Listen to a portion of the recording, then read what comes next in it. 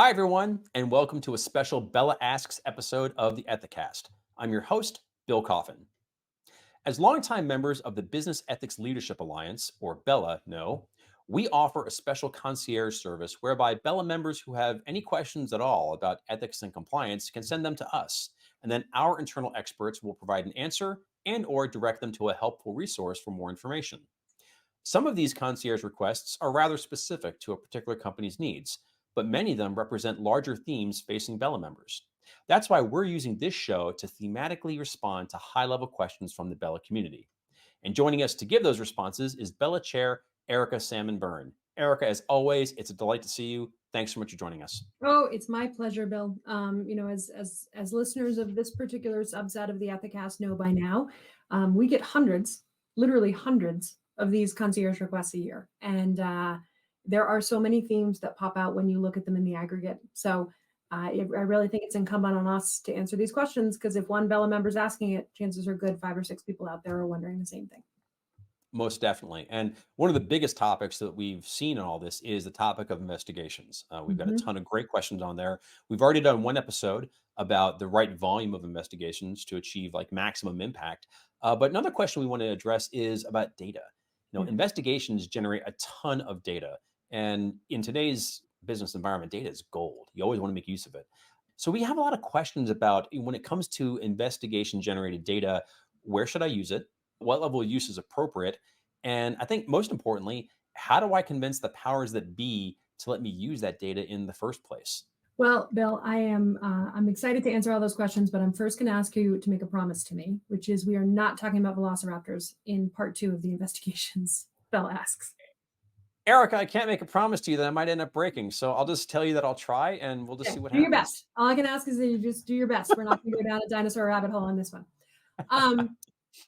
Yeah, I mean, investigations generate a ton of data. They also generate some of the very, very best pieces of guidance on how things go wrong inside your organization, because you are literally looking into the allegation that something went wrong inside your organization. At the same time, as those two, as true as those two facts are, you have to balance that with the privacy and confidentiality of the people involved, right? So it is a line you have to walk every time to say, what am I comfortable sharing versus the potential use case or benefit of sharing the information. On the use case and benefit side of the puzzle is one particular insight from our culture data, which is there are still too many employees out there who don't believe that anything happens when an employee engages in misconduct. It is the second most common reason given in our culture survey data set as to why somebody didn't raise a concern when they saw something. And basically the answer was, well, nothing's going to happen anyway, so why should I bother?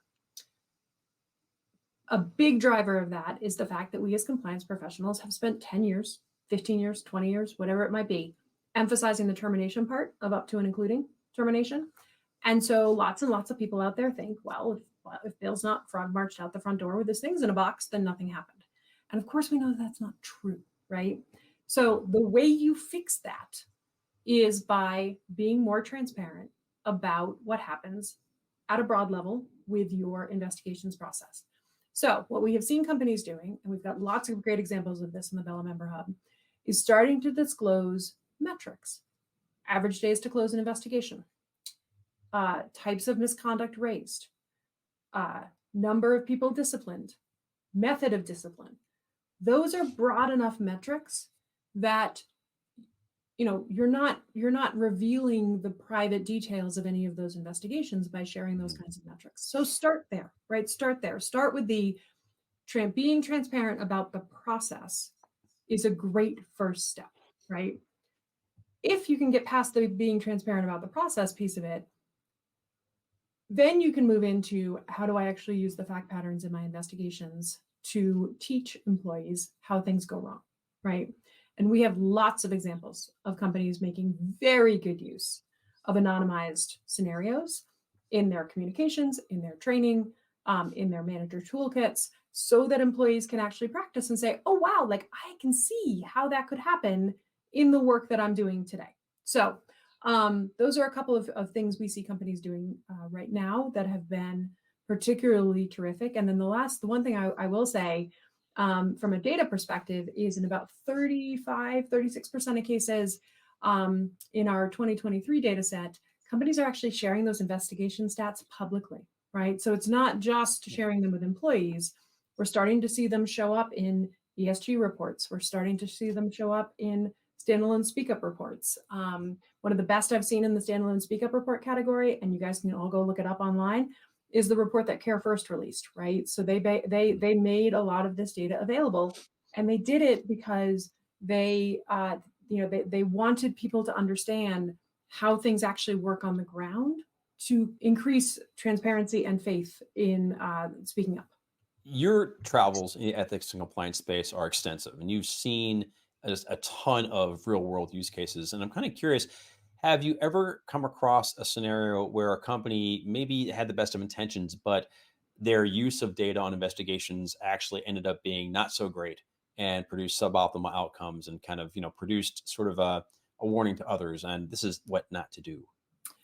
Yeah, I haven't seen any of the kind of doomsday scenario situations, Bill, where, it's like the plaintiff's lawyers got hold of your, investigations data, and there was some litigation outcome that was suboptimal, right?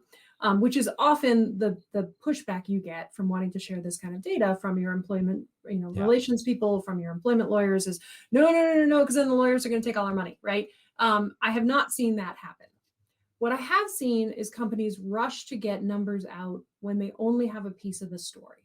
And so my strong recommendation to somebody who's out there thinking about doing this is first, really make sure that you understand what the data is telling you and that you have the data. Because if you don't have your arms around the data that's out there, if you have a investigation process that is running parallel to your main investigation process, right? One of the best examples of this is when HR does some investigations and compliance does the other, and never the two shall meet.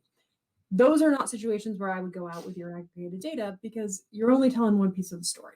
So the first thing is really to make sure that you have your arms around the data, that you understand what it tells you, that you understand what it doesn't tell you, right? That you're presenting the data in the appropriate context, and that you know what the narrative is that you're going to be telling around the data.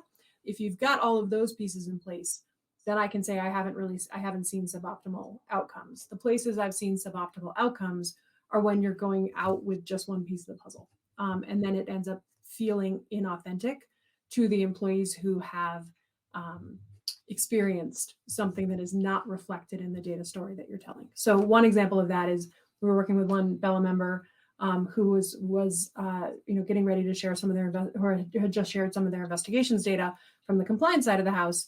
And they had gone out with it and they had presented it as investigations data, not compliance investigations data.